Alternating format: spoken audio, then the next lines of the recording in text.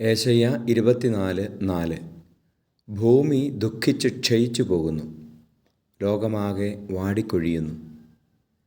പരിശുദ്ധ പരമദിവ്യകാരുണീശോയ്ക്ക് എന്നേരവും ആരാധനയും സ്തുതിയും പുകഴ്ചയും ഉണ്ടായിരിക്കട്ടെ. ഈശോയെ, ഞങ്ങളങ്ങയെ സ്തുതിക്കുന്നു, ആരാധിക്കുന്നു, അങ്ങേക്ക് നന്ദി പറയുന്നു. അപ്പാ, അങ്ങ് എത്രയോ വലിയവനാണ്. ഈശോയെ, അങ്ങയുടെ കരുണയെ ഞങ്ങൾ പ്രകീർത്തിക്കുന്നു.